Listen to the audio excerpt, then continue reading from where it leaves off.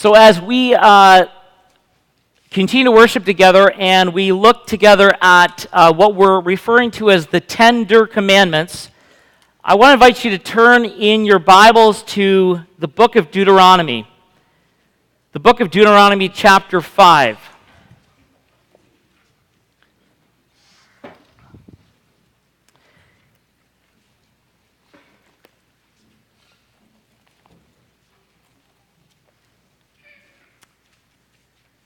Now, the book of Deuteronomy is the fifth book in the Old Testament. We're going to read just one verse from chapter 5, and then also we're going to read from Ephesians chapter 6, a letter that Paul wrote to the church of Ephesus, Ephesians chapter 6, and we're going to be reading the first three verses from that book. Before we do that, just wanted to give some context again of the Ten Commandments. Now, we find them both in Exodus chapter 20 and Deuteronomy chapter 5, and we find the Israelites have just been rescued from Egypt out of slavery. And it's been 3 months after their exodus from Egypt, and no doubt the agony and the miraculous deliverance that they experienced through the Red Sea is very clear in their minds. And the Exodus, which we cannot get lost on, the Exodus showed how much God loved his people and would take care of them. It's really important to remember in the context of the Ten Commandments. And so he assembles them at Mount Sinai in the wilderness, and then through Moses, he gives the Ten Commandments to his people on stone tablets. Now, God gives these Ten Commandments, first of all, to provide structure and order. Because without structure and order, you would have chaos.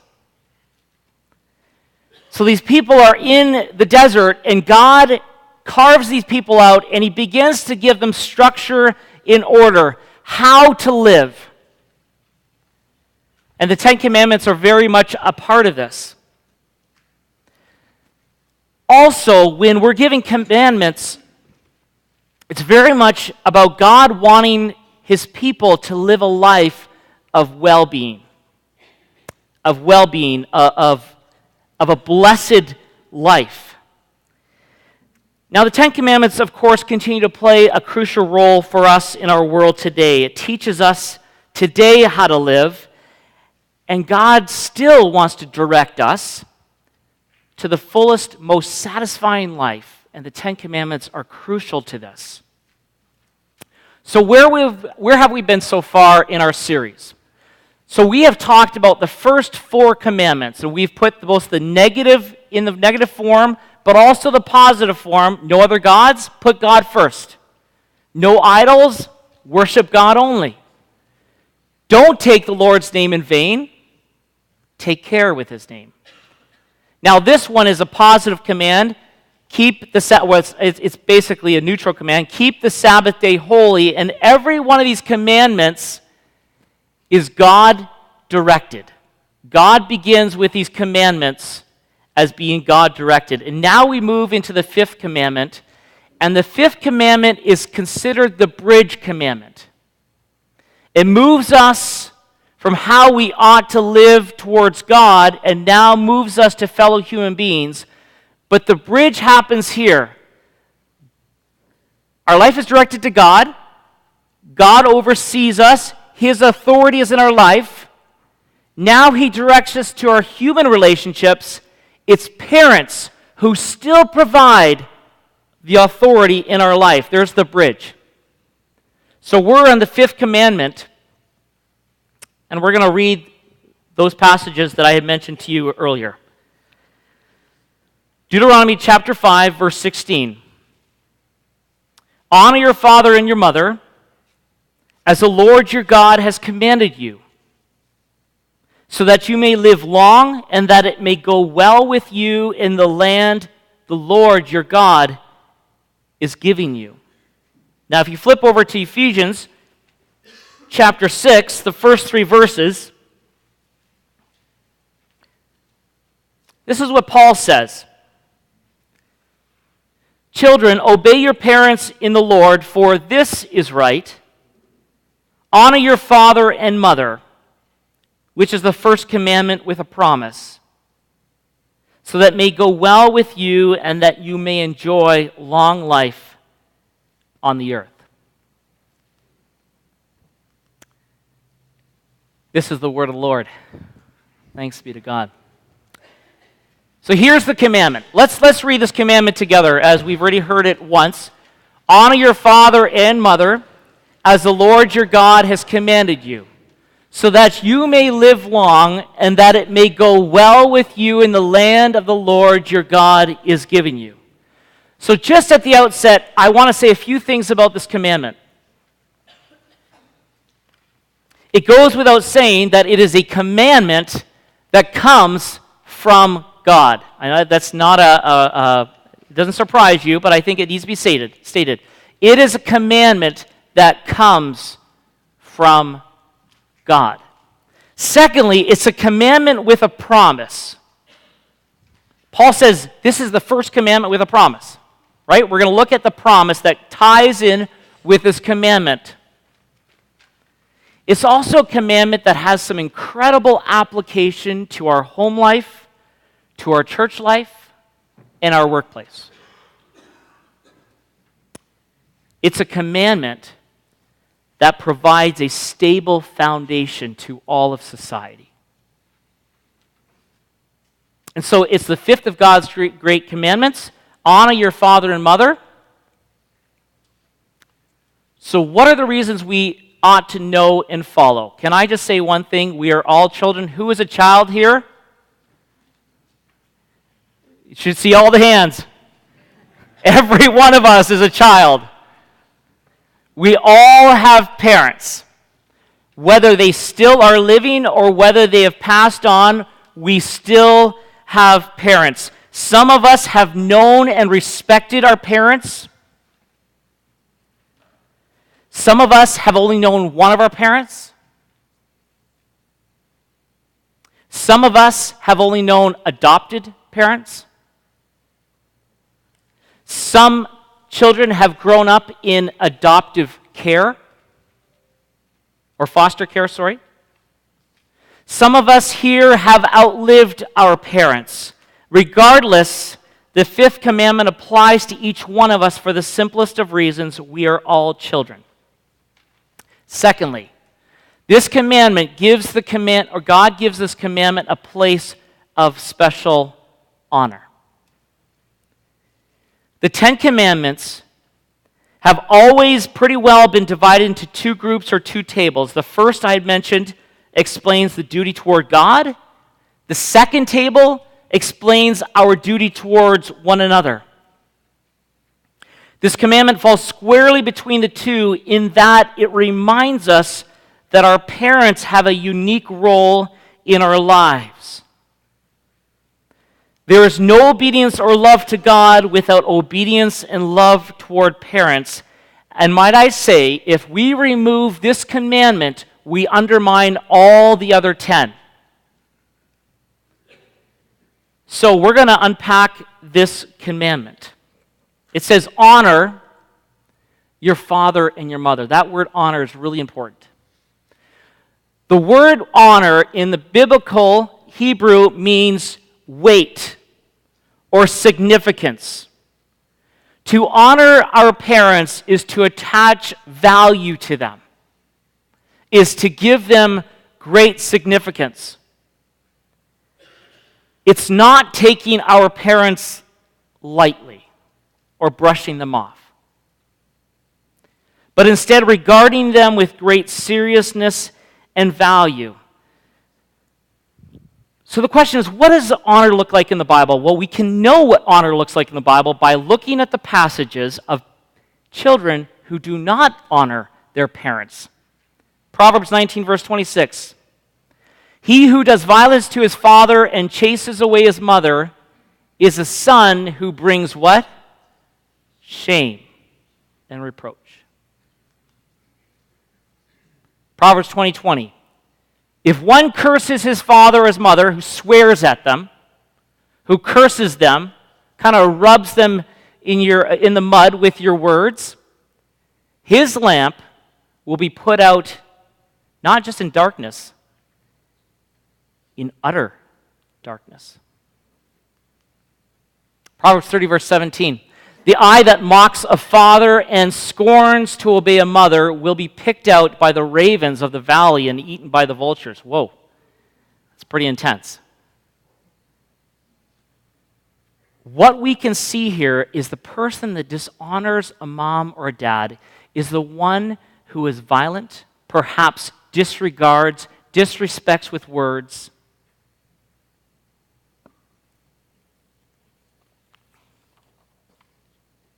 resists any sort of correction.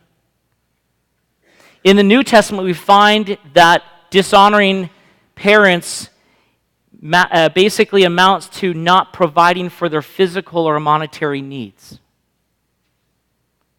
But to honor parents is to speak well of them, is to revere them, is to treat them with kindness and gentleness. And we are to ensure that they are cared for and even to make provision. I came across this quote. Honor is an attitude accompanied by actions that say to our parents, you are worthy. You have value. You are the person God sovereignly placed in my life. So all of that is bound up in that word honor.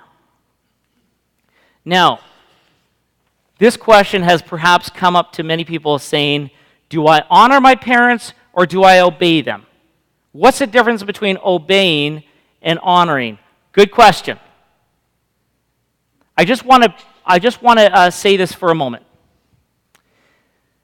In the Bible, in relation with children, this commandment is shown in the matter of obedience. Obeying the words and following the actions of mom and dad who are over us. To obey is to submit to the will of a person who rightfully holds a position of authority, to comply with their demands or their requests. And it is under the training and discipline of parents that children are prepared to live orderly lives in this world. I can't overstate that enough. The training and discipline of parents prepare a child to live orderly life in the world.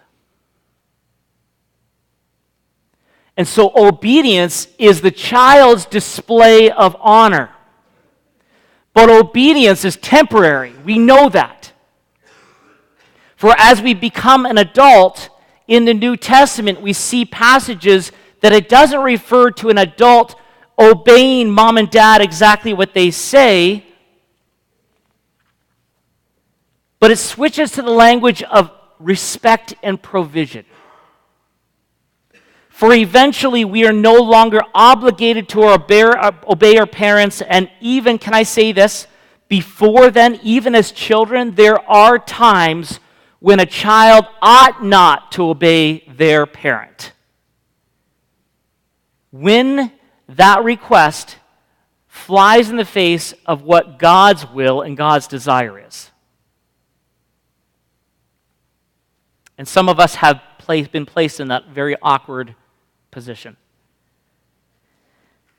So instead, God's command is not obey your father and mother, because obedience at some place ends as we grow into an adult. But God's command is honor your father and your mother, because honor never ends. Now, this is a commandment with a promise. Honor your father and your mother, and let's say this in yellow, so that you may live long and that it may go well with you. That's the first commandment with a promise.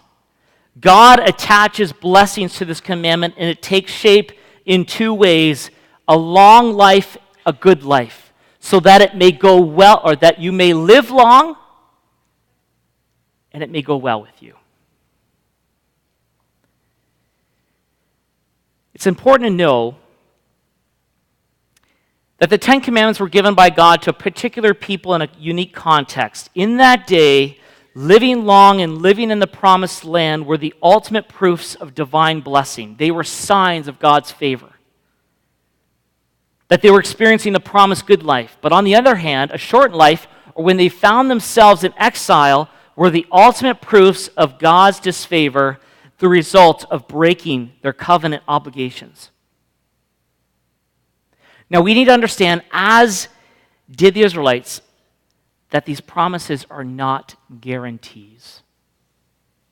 God does not mean to say, honor your parents, and I guarantee you, you will live to see at least 80 birthdays. He doesn't say that. Neither did he mean to communicate, if you have a short life, it is proof you have dishonored your parents. I'm glad it doesn't mean that. Rather, he means to the point that those who honor their parents generally experience a better life than those who do not. I'm not going to point to any examples, but I'm sure in your life you can point to the examples where there is a sense of vitality in a family life, when the family is tight-knit, when the family supports and rallies around each other. I can assure you, honor has been present in that household. I can assure you that mom has honored dad in front of the kids, and dad has honored mom in front of the kids. I can assure you that mom and dad have honored grandpa and grandpa, or oma and opa, in front of their grandkids. And also, it's a place that mom and dad have wisely been intentional of not exasperating their children. Verse 4 of Philippians chapter 6, or Ephesians chapter 6, Paul makes sure, says, fathers, do not what? Exasperate. It even feels like the word exasperate.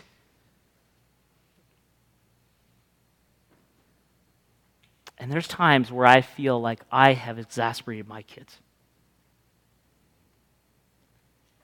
And I say, Lord, forgive me, for I'm not necessarily treating them with the honor or showing them honor. Exasperating means the fact that we just have them throw up their arms and hands because they say, you don't listen to me. Can you just give me a chance to explain myself? You ever been there? And when we allow space for children to be honored and to honor our parents, I can assure you, and I've seen beautiful examples in this church family of where honor is present. Honor is present around the bed of somebody that's dying. Honor is present as people plan funerals. Honor is present when you get together as families on a regular basis. Honor is present.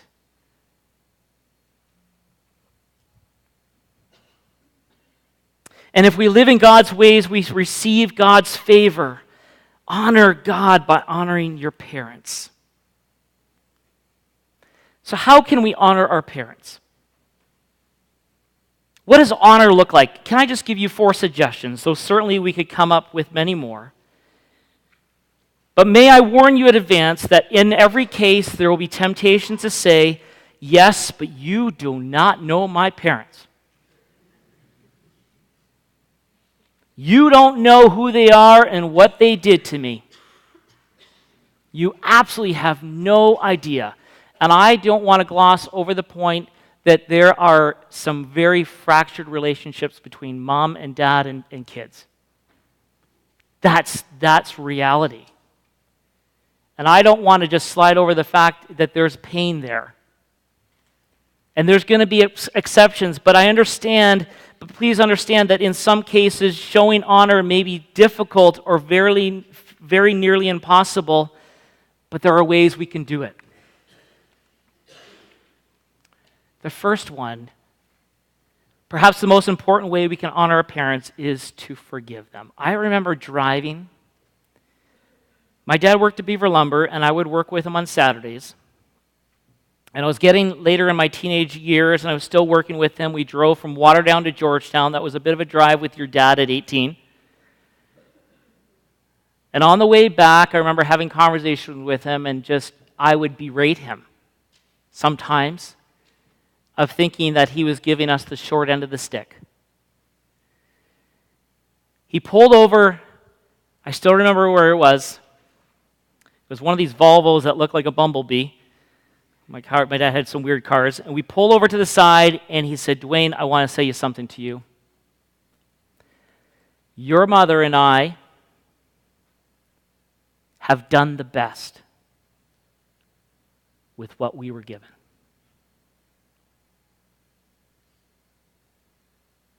We've made mistakes, but we love you, and you need to come to a point of allowing us to make mistakes." He went on to share a little bit of his story of growing up, and I began to realize that he only had the capacity to be a parent in as much as he could. And so around that time, I began to forgive him and let him be. And forgiving him honored his part in my life and allowed me to move from child to an adult. Forgiving parents is really important. Our parents have made unwise decisions. They have had unrealistic expectations. They might have said things that have left you deeply wounded.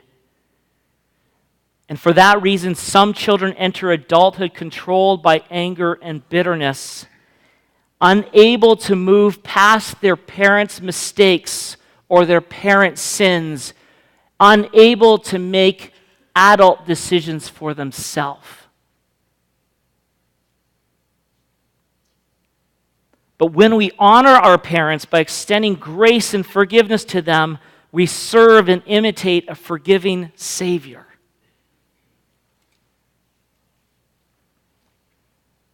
We honor our parents by speaking well of them. Rather than speaking evil of them, we live at a time where it's pretty common to air your grievances, perhaps in common or out public. Perhaps it's considered therapeutic. And we think little of telling the world exactly what we think of our bosses or our parents. But the Bible teaches us that we owe honor and respect to all the authorities God has placed over us. It warns us that our words have the power to extend honor or dishonor. Consider that in the Old Testament, the penalty for cursing your parents is the same as the penalty for assaulting them physically, and the root sin is the same. A mother had scrimped and saved to put her son through college. She was sitting in her son's graduation.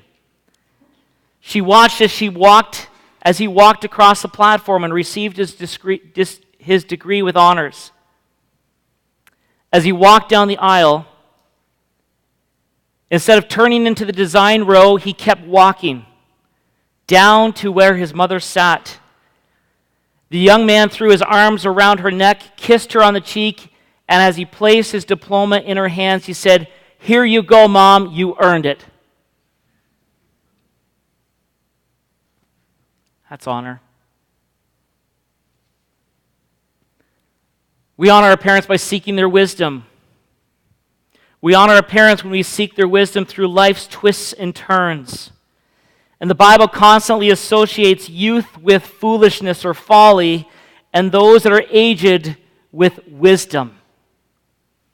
And so we do well, don't we? To lean on our parents for understanding, to seek their input when faced with major decisions. They've been there.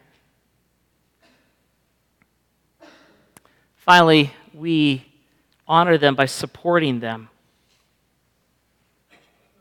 King David, at a particularly low point in his life, weighed down by cares and attacked by enemies, cries out to God. He says, "Do not cast me off in the time of old age.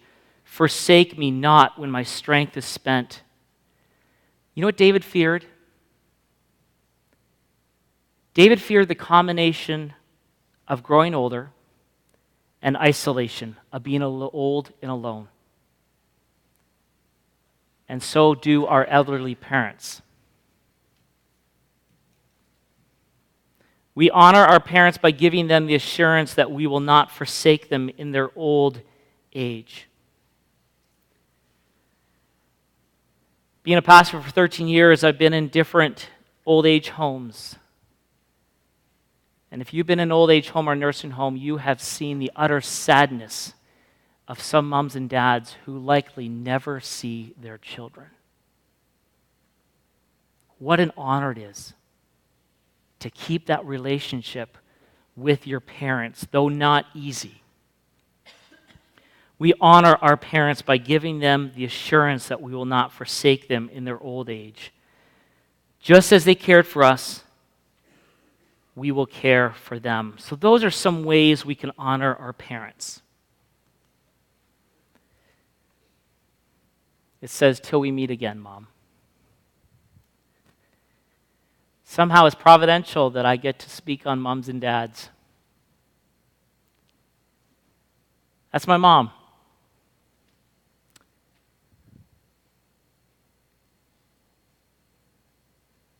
So I just want to honor her by saying,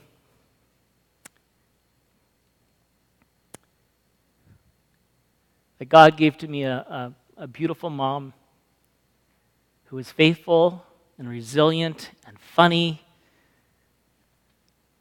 and who regularly, as a child, I would run into her bedroom and she'd scoop me away because she was on her knees praying. Till we meet again, Mom.